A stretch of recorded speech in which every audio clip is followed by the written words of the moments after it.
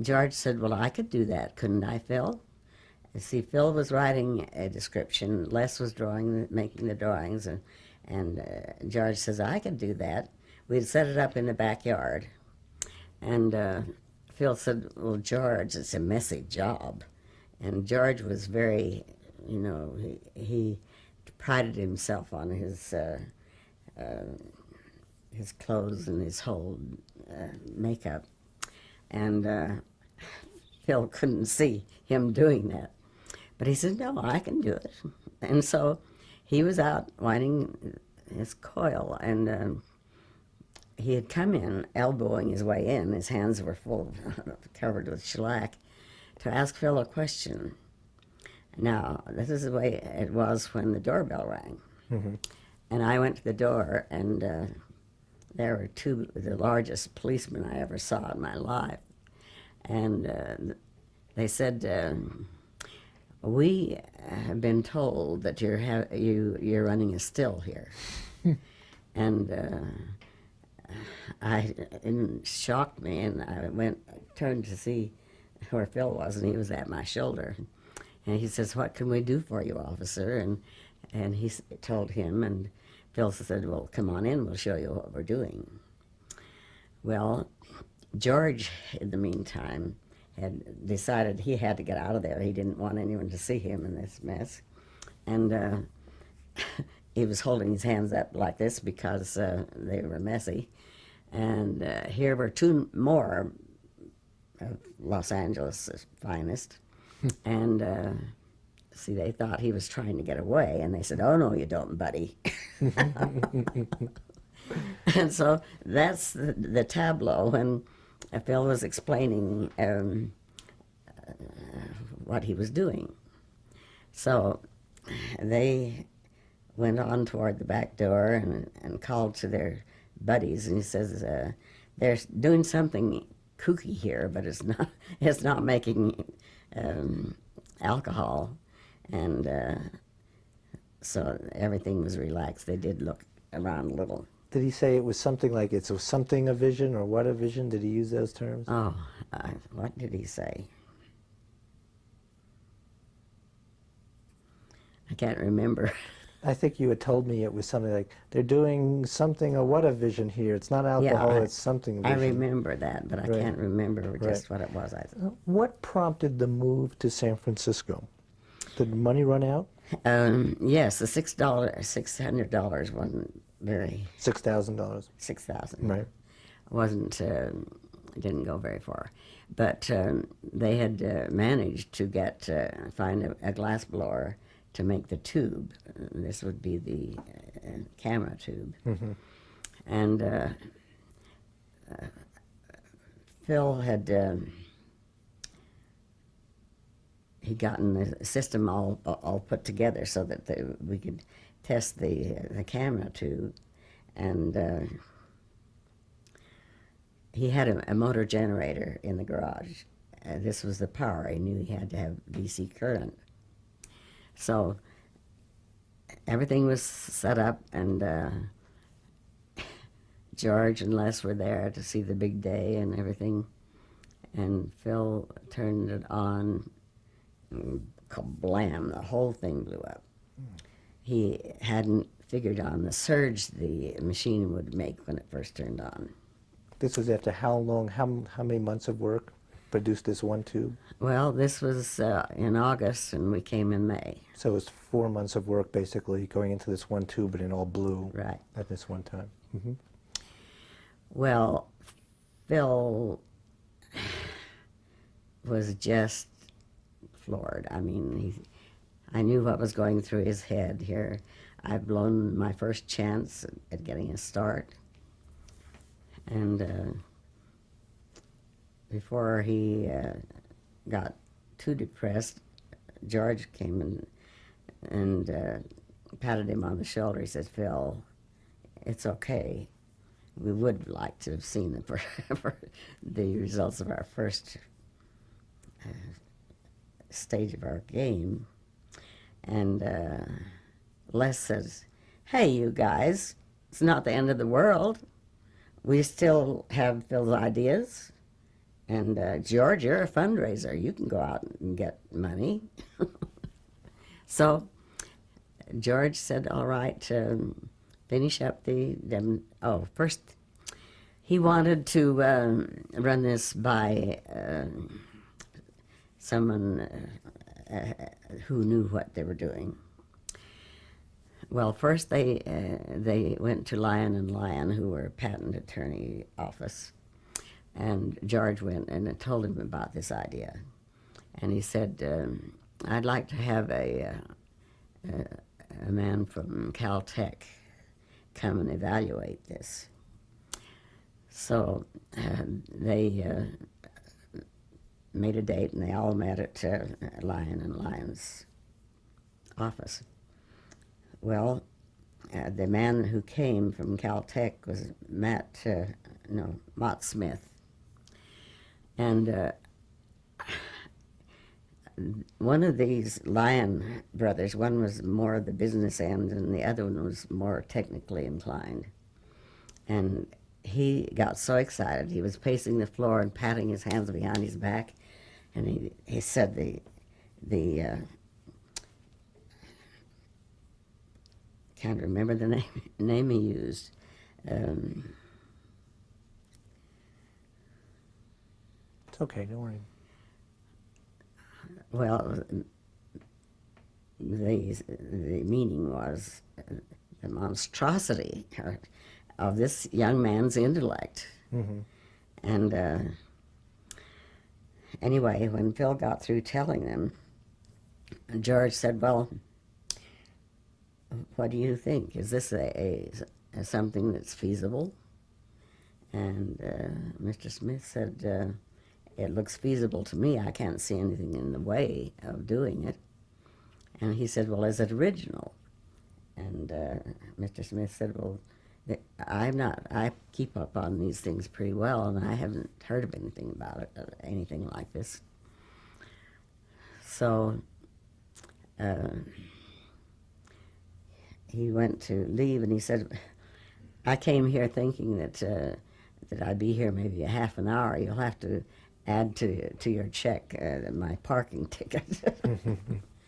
But then George went off looking for more backing. In the meantime, the reason with Lyon and Lyon was a patent was filed at that point? The idea was to file a patent. Right, which they did do. Yes, they did. Uh-huh. And that was the first time he filed a patent for his invention. Yes, but actually the work was transferred to a firm in San Francisco, right. But the first one in January of 27, right. Phil went down to L.A. to finish this application with Lyon and Lyon. Mm-hmm. But then it was transferred to this firm in San Francisco. Now George goes up and he goes and looks for funding, and he finds it in San Francisco. He went to a lot of places. He had conducted a lot of campaigns, and he knew quite a few people who had the money to do it, but they all had something else going, or it was just too strange an idea for them to take a flyer in. Mm-hmm. But then the last place he thought he'd go, see, he had an apartment in San Francisco. That was his headquarters, and Les's too at that time. And so he said, "Now, I would like to talk to this friend of mine who is the vice president of the Is that the Crocker Bank? Crocker Bank." And so he made an appointment with him, and no, he wasn't. He was on vacation, and so the chief, the executive vice president, whose name was Fagan, they called him Daddy Fagan. He'd made his money in the gold rush days, and he'd been a very pertinent figure in rebuilding the city. And he noticed George, and he said, "Is there anything I can do for you?" And George says, no, I have an idea. I wanted to go take by Jess McCarter. And he said, well, tell me about it. And George says, well, it's wildcatting. It's just a big gamble. And he said, I think it's not something that you'd be interested in. And Fagan says, well, tell me about it. So George described it, and Fagan says, well, first he thought about it a while. And then he said, it's a damn fool idea, but somebody ought to put some money in it. Somebody who can afford to lose it. So he said, bring your young man up, and I'd like to have him meet with Roy Bishop. Roy Bishop was he was an electrical engineer first, and then he was quite a few things, including a big businessman there. And they thought they could depend on his advice. So Phil came up looking very much like the poor inventor he was. And George's sartorial elegance couldn't do this, so he said, come on, we're going to get you fixed up. And he took him to the Knox shop, which was, I guess, the lead in young men's clothing at that time, and fixed him all up. And they got it. He said, told him that we'd have to have this by morning or that day, and was told they could do that. So the next morning, or the next day, when they went to have an interview with Roy Bishop, this, of course, had given Phil more of a relaxed and command of the situation than otherwise it would have been. And they had lunch, and then they went to Roy's office and spent a couple of hours, and Roy finally said, you know, this is a fantastic idea, but I doubt if you could take it to where it would make any money. But he said, I'll talk to, there's a man I want to run this by, and of course Phil had finished the description, and Les had finished the drawing, and so he had this to show them.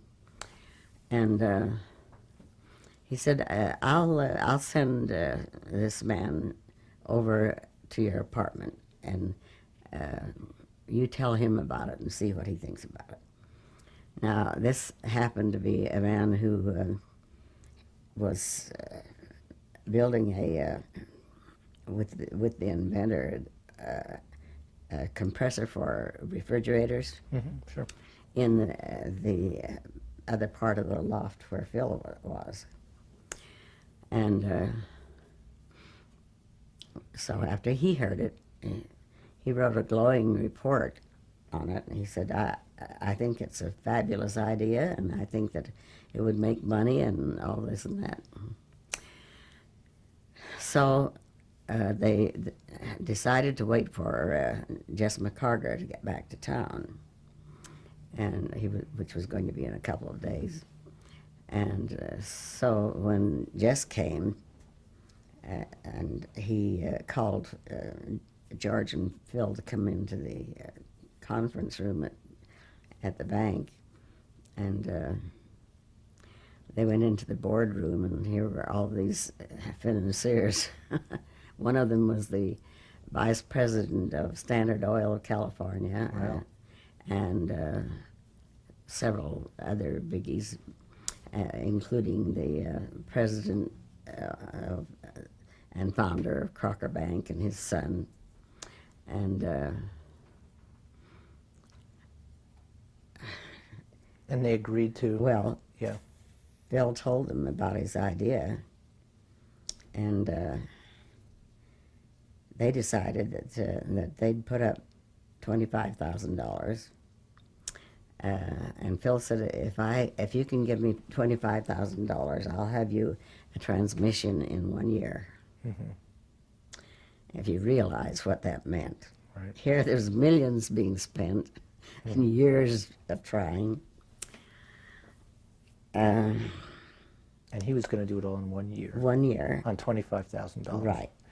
Well, actually, it went to 40,000 because the extra equipment that he needed and so forth. But now, he also gave them, he only retained 20% at this point, too? This is... No. The agreement with George and Les had been a partnership. Right. Where Phil had 50% of the rights in it, and they split the other 50%. The agreement here was that Phil would still be the largest stockholder, but they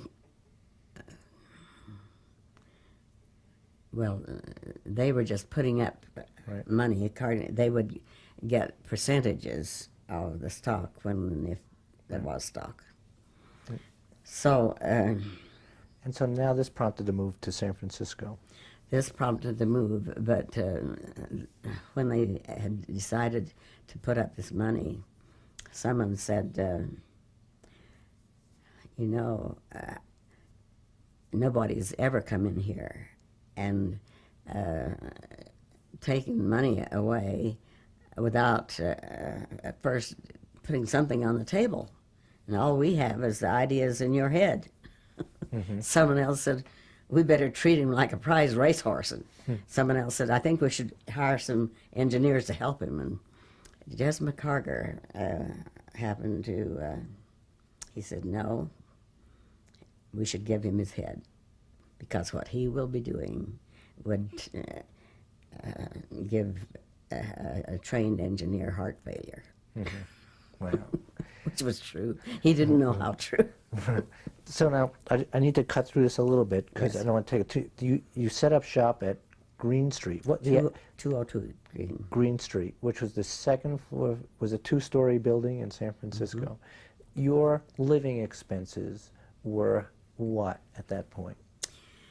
Phil's salary was $200, and 40 of that went to his mother, and another 40 went into savings, and we lived on the rest. Which means you cooked a lot of beans. That's right, after I learned how, and got some that weren't resurrected from a sarcophagus somewhere. Now your work budget in San Francisco was, if you were thinking you had $40,000, you're looking at $1,000 a month. That's $1,000 a month to cover everything. One of the very nice things that happened, they had, Phil tried to blow the first tubes himself, and he couldn't get one off the pump without it cracking, and he realized that he didn't have time to waste that way, so they went over to UC Berkeley, to the glass-blowing department, chemistry, and asked them if they could help us. Well, Mr. Cummings, who was head of the department, he was quite intrigued with this. And he said, you bring the components that you want put in a tube, and the blanks, and bring them over to me, and I'll put it together. Then I'll come and set you up with a pumping station and get you going. Well, because he was so interested in this, he just went overboard to try to help the boys. And so they had, of course, Phil saw this as cut and dried. He didn't think anything was going to get in his way.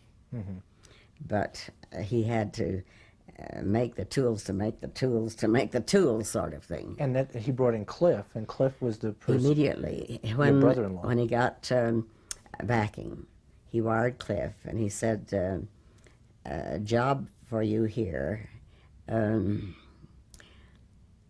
Let's see, meet us on the corner of California and I forget what other street on the top of the hill there. That would be by George's apartment. George wouldn't have been in town, but that was one place Phil was familiar with. And every day at noon until we get there, well, he had to come to California and get me and George's car and get back up. So it was the last day that Cliff was running out of money, and that morning he told the lady at the desk he'd have to get cheaper rooms unless we showed up today because he was getting pretty broke. And she said, well, young feller, there are cheaper rooms south of Market, but rather than have you go down in that place, I'll extend your credit until your friends come. Well, Cliff was so impressed at this, he told us all about it when we went to pick up his bag because he didn't want another day's rent to be paid. And you eventually met up with Cliff. He was sitting on the stoop there when you met him. He was sitting on the curb and seemed to be lost in thought because it was late. He was just about ready to give up for the day.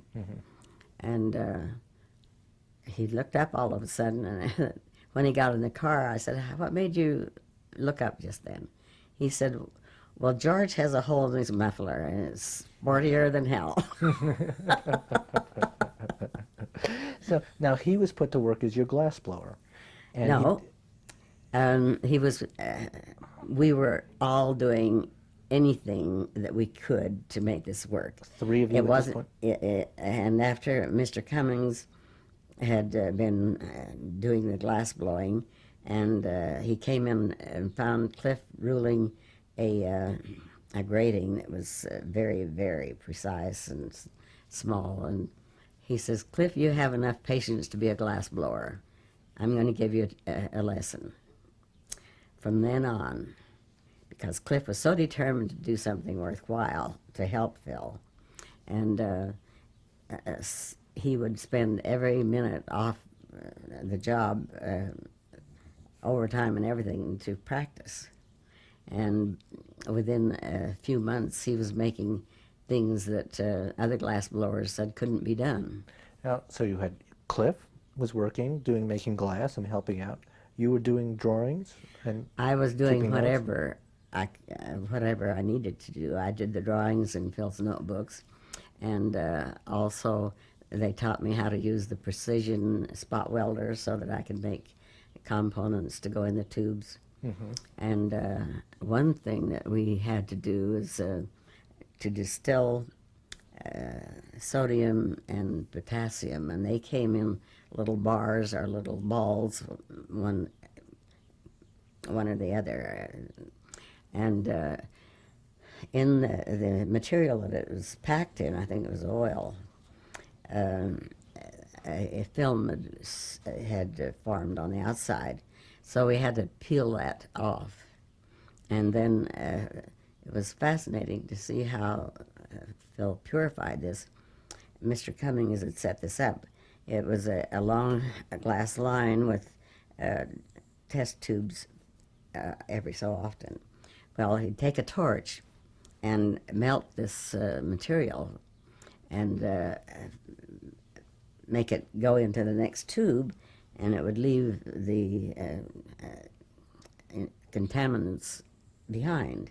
And by the time it went through about 6, it was quite pure.